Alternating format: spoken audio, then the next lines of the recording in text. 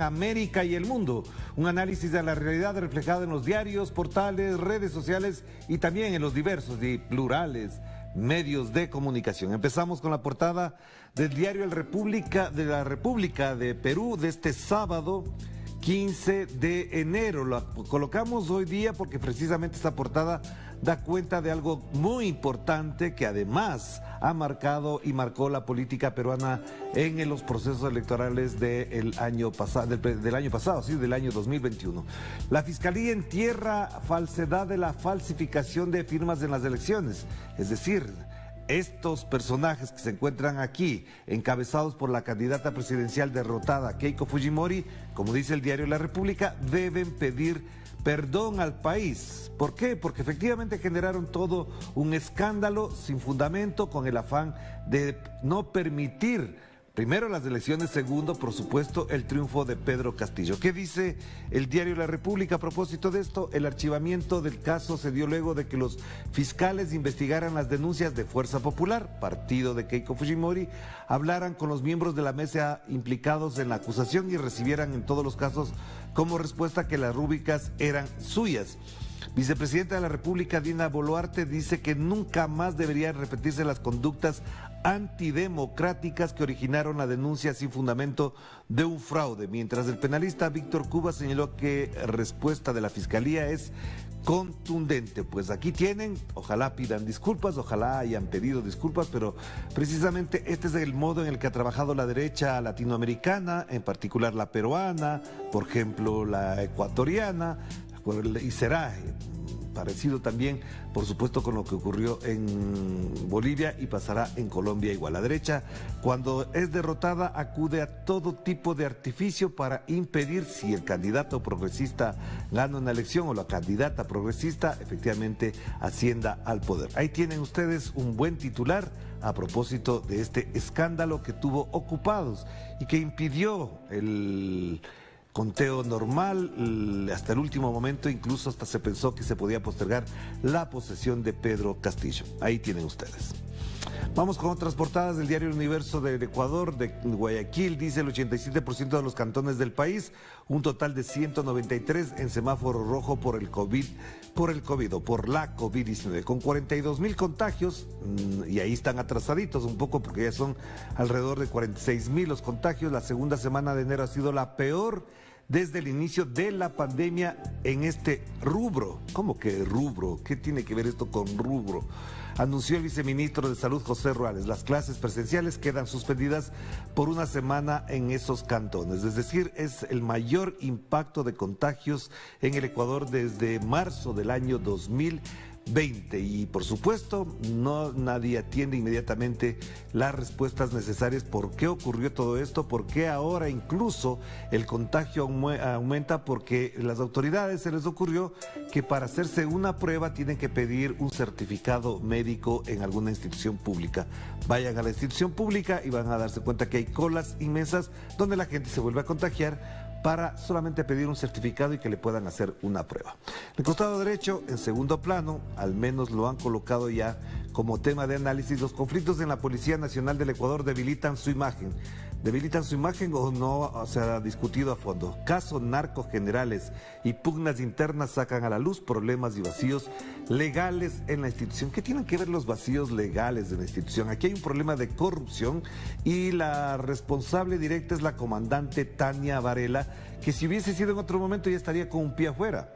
Y su marido también, que es otro general ascendido gracias al informe positivo de Tania Varela, comandante de la policía. Pero ahí sigue, porque tiene el beneplácito de primero Lenín Moreno, que la ascendió con su ministra María Paula Romo, y quien le ratificó, el señor Guillermo Lasso. Después de los escándalos, sigue en el cargo. Y por supuesto, como tal, lo único que exhiben como certificado de honorabilidad es la visa a Estados Unidos. Como tiene visa a Estados Unidos, entonces que siga nomás en el cargo. Ahí tiene. Vamos. Página 12, a propósito de lo que es una preocupación, por supuesto, en todo el mundo, más vale tarde. En los últimos 2 meses, casi 1 millón de personas de más de 18 años inició su esquema de vacunación, lo que llevó la cobertura en ese rango al 95% de vacunación ya en Argentina. Lo destaca Página 12 de ese país. Los especialistas adjudican el aluvión al lanzamiento del pase sanitario en todo el país, que exige estar vacunado para acceder a viajes o diversiones, y también al temor que despierta la empinada ola de Omicron.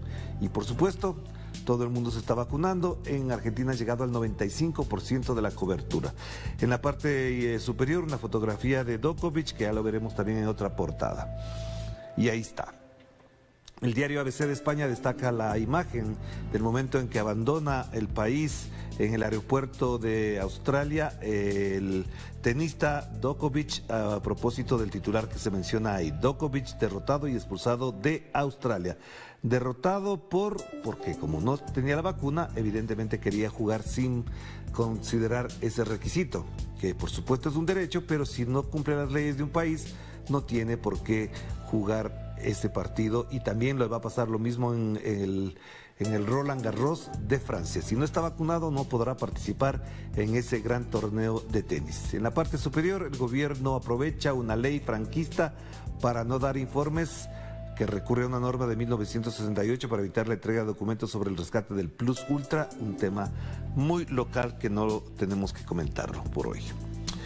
La portada del portal de Telesur destaca esto, que ha sido noticia intensificada, digamos, por la tensión que implica. Venezuela realiza despliegue militar en la frontera con Colombia contra los grupos irregulares, por supuesto, que operan en esa zona, y que por supuesto también de parte de Colombia no hay ningún tipo de control. Aquí lo que se destaca es el CEOFAM, subrayó que luchará contra los grupos Tancol en cualquiera de sus formas.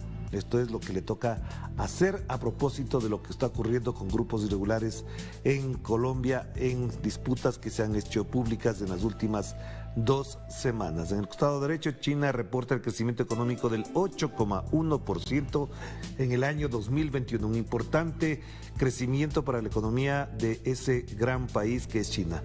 Y accidente en Guatemala deja al menos 5 decesos y 20 heridos, de que se destaca hasta ahora, y fallece, esta es una noticia que se conoció ayer, fallece el expresidente Mali, Ibrahim Boubacar Keïta. Ahora veamos, en la parte superior, el número de contagios en el mundo, 328 millones. Es increíble que estemos ya en 28 millones más de lo que habíamos reportado a principios de este año. Fallecidos 5.558.000, y en América Latina estamos ya en 51.904.000 los contagiados, es decir, 1 millón más de lo que vimos el viernes último, mientras que Estados Unidos tiene 66 millones de contagios, 6 millones más, un poquito más de 5 que vimos el viernes pasado, que se han incrementado notablemente. En menos de 5 días hay 5 millones, prácticamente 1 millón diario. Fallecidos 873.000 en Estados Unidos. Esta es la cifra que nos preocupa y que nos alerta de la situación del mundo, del planeta alrededor de la COVID-19. Pasemos a otros portales. Nodal, a propósito de lo que fue también una gran noticia, una alarma general en el mundo, erupción del volcán en Tonga, 2 personas mueren en Perú tras el fuerte oleaje, y en Chile se evacuó las playas por alerta de tsunami. Esto es lo que ocurrió el fin de semana, y prácticamente en todas las costas, al menos de América Latina, de la costa pacífica de América Latina, hubo esa preocupación. Se alertó, incluso en la zona especial de Galápagos se advirtió de un tsunami, pero después el INOCAR, que es el instituto que atiende este tipo de eventos, efectivamente suspendió la alerta en Galápagos. En el costado derecho, ya parecería normal, pero no lo vamos a dejar de decir. Se registra en Colombia la 6ª masacre y el primer líder social asesinado en el año 2022. Hasta la semana pasada contabilizamos 4, el viernes hubo una 5ª, y este fin de semana, domingo, una 6ª masacre. Y así sigue la situación y no pasa absolutamente nada con el señor Iván Duque. Avanzamos. Esta es el portal de Europa Press, a propósito de que Corea del Norte ha hecho ejercicios con misiles, dispara 2 misiles en el que es el 4º lanzamiento del año. Pero miren esto de acá. Estados Unidos niega haber mediado un acuerdo para que Israel entregue gas de forma indirecta al Líbano. Si niega es porque efectivamente lo hizo. Cada vez que pasan este tipo de cosas, la negación se convierte en lo contrario, en que sí hicieron algo, aunque no directamente, pero ahí tienen ustedes esta noticia. Y miren esta otra. Alemania supera los 8 millones de contagios por coronavirus. Esto, 8 millones ya es una cifra alarmante en ese país. 8 millones de contagios en Alemania. Vamos cerrando entonces con lo que después veremos en mayor detalle. Los salvadoreños conmemoran 30 años de la paz con una protesta contra el gobierno. Cerca de 2.000 personas protestaron este domingo en las calles de la capital de El Salvador al cumplirse los 30 años de la firma de los acuerdos de paz que terminaron con la guerra civil entre 1980 y 1992 y manifestaron su descontento contra el gobierno de Nayib Bukele. Cada vez es más conflictiva la situación en El Salvador. Vamos a ver más adelante algo más. Duque cuestiona todo diálogo sobre Venezuela mientras Maduro siga en el poder. ¿Y quién le ha dicho al señor Duque que tiene que hablar sobre esos temas si no ha resuelto sus problemas internos? Primero resuelva sus problemas internos, hable con su gente, aborde los problemas de su gente, deje de preocuparse tanto de lo que pasa en Venezuela. Por supuesto, hay asuntos de orden bilateral entre Colombia y Venezuela que se tienen que tratar, pero el señor Duque, como está afincado y es un títere de la política estadounidense, no hará absolutamente nada que pueda asustar, conmover o molestar y fastidiar a su jefe supremo, que es Washington. Por supuesto que sí. Vamos a terminar con una imagen que además da cuenta de una situación que ya parece que se olvida.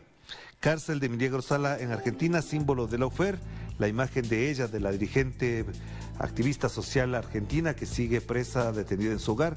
Lo que está señalando en su mano, basta de presos políticos. Efectivamente es ella, como por ejemplo también Julian Assange y Jorge Glass, 3 presos políticos de América y el mundo, porque además, no se olviden, Julian Assange es ecuatoriano, de nacionalidad ecuatoriana, tiene la nacionalidad ecuatoriana, así que serían 2 ecuatorianos y una argentina, de los cuales no podemos dejar de mencionar. Hasta aquí llegamos en esta primera parte y vamos a la primera pausa.